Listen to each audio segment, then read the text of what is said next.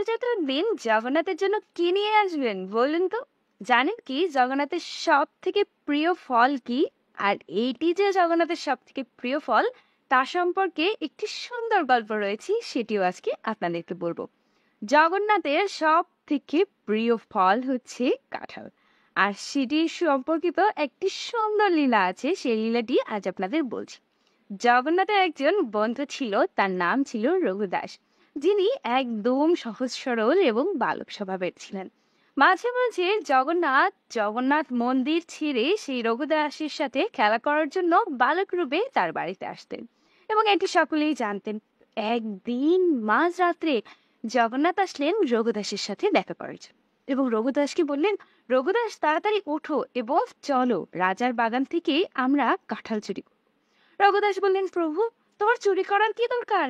তোমাকে তো সবাই সবকিছু দিয়ে যায়, বা সবকিছু তোমার, তুমি ইচ্ছে করলেই তো সেখান থেকে খেতে পারো। জগন্নাথ বলল, মা যশোদাও আমার জন্য কত ননি মাখন রেডি করে রাখতো, আমাকে কত খেতে দিত, কিন্তু তারপরও আমি তো মানুষের বাড়িতে গিয়ে ননি মাখন চুরি করে খেতাম। চুরি করার যে কি মজা সেটি তুমি কিভাবে বুঝবে? আমার সঙ্গে আসো, আর আজ আমিও তোমাকে দেখাচ্ছি যে চুরি করায় কত আনন্দ। এটি বলে জগন্নাথ রঘুদাসকে নিয়ে রাজার বাগানে চলে গেলেন। গিয়ে জগন্নাথ কি দুষ্ট, তিনি রঘুদাসকে বললেন যে, শোনো, তুমি গাছে উঠবে এবং সব থেকে সুন্দর এবং বড় কাঁঠালটি দেখে নিচে ফেলবে, এবং আমি সেটি ধরে ফেলবো, এবং তারপরে আমরা দুজন মিলে পালাবো। রঘুদাস সেটি শুনলেন এবং একদম গাছের চূড়ায় উঠলেন, সব থেকে সুন্দর কাঁঠালটি নির্বাচন করলেন এবং আস্তে করে জগন্নাথকে বললেন, জগন্নাথ, তুমি কি রেডি? জগন্নাথ বললেন, হ্যাঁ হ্যাঁ, আমি তৈরি আছি, তুমি ফেলো। এর মধ্যে জগন্নাথ একটু শব্দ শুনতে পেলেন এবং দেখলেন যে রাজার যে পাহারাদার, তিনি জঙ্গলের পাশ থেকেই যাচ্ছেন। জগন্নাথ তৎক্ষণাৎ সেখান থেকে পালিয়ে গেলেন।